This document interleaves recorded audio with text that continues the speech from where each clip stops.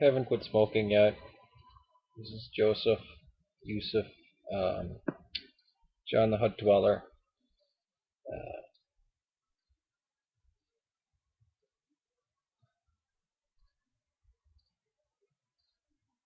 I've been thinking about a lot lately. I was actually going through some clips of David Cross, who I never really thought that was funny, but actually he's actually pretty funny, and he's dead on about religion a lot of the times, especially Scientology and Mormonism. I mean, dead on. Uh,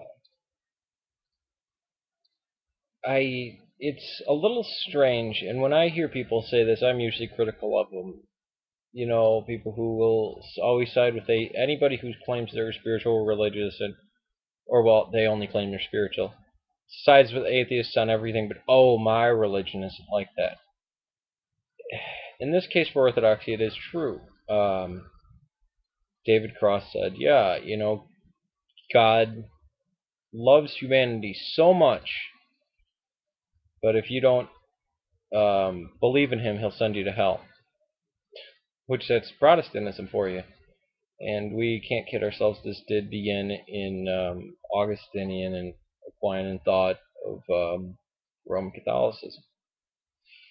And the North Africans had a much harsher view because Roman Catholic theology comes from, it's a very African thing. Latin Christianity actually comes from North Africa. There was Stephen the Greek was Pope of Rome. Or before it was called Pope, a bishop. Great guy. Um, from what we know about him, what his writings, I really like him. There were still, to this day, there's huge populations of Greek speakers in Italy, especially in eastern and southern Italy. Roman Catholicism is from North Africa. And I suppose if you've got the Vandals bearing down on you, and the Visigoths and all that stuff, and then all the other marauders, yeah, you probably get pretty bitter too and have a negative outlook on life. But Orthodoxy, I think, is the only believable. I mean, it's the only Christian denomination now. Well, I don't even like that word denomination because I just don't recognize the other ones. That can truly say God is love and mean it, and say that that's the baseline of your relationship with God is love. It's not necessarily faith or anything. It all starts out with love. And we do believe love has a saving aspect to it. We're mystics in that way. Uh, but there is a very bittersweet. It's not very. I don't see it as sweet anymore. It's very sad when Protestants have love in their heart and have a concept of a loving God, but they have to hold it in tension with this very maniacal, psychopathic God that you get from reading the Bible without any tradition or without any authority, and you're left to your own devices. It's a very wicked and wrathful God. And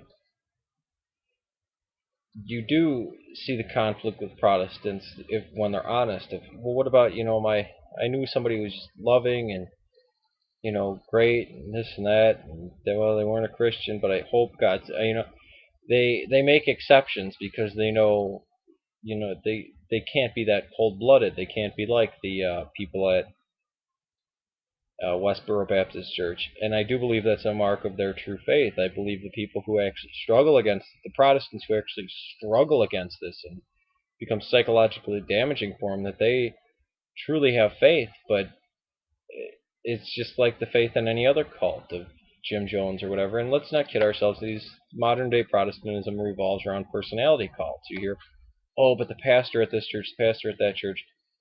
I say a lot of crap about the Greeks, but I have to go to the Greek church is right down the street from me. That's what Orthodoxy tells you. That's the one you go to.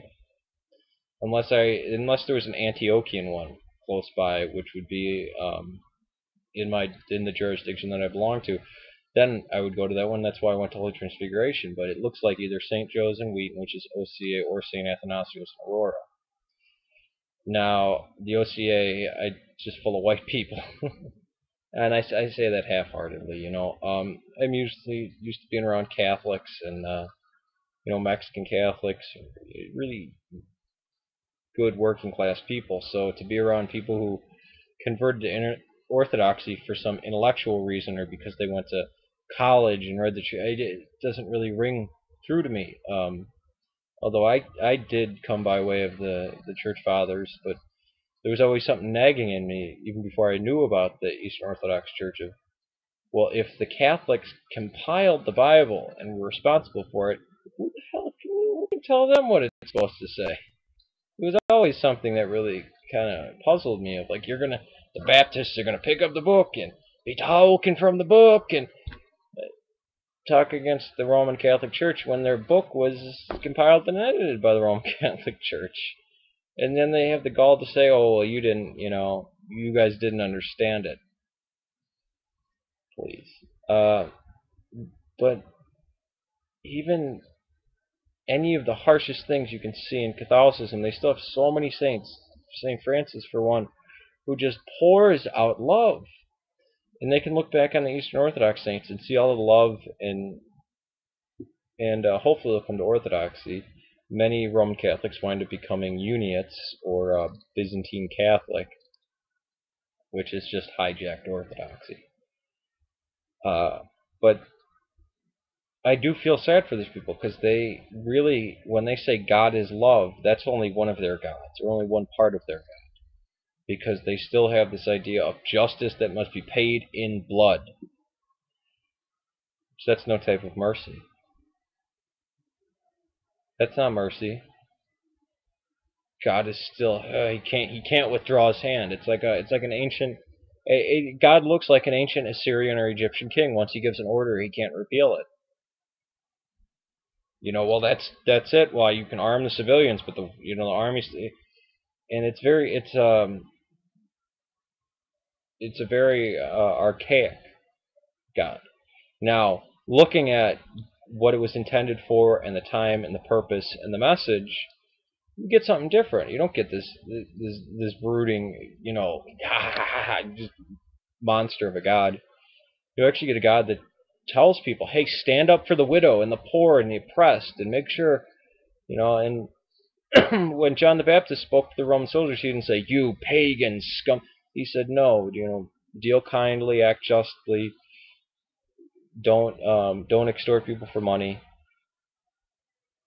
The Jesus of the Bible is very universal with everybody. Come unto me, whether they feel convicted of sin or whether they want to just run to him. Even children come to me. He wasn't really, it'd be good run through the Ten Commandments with children. And I think this is why I'm Orthodox. That's the only church, it's the only organization that has that Christ. Everybody else has a double standard. So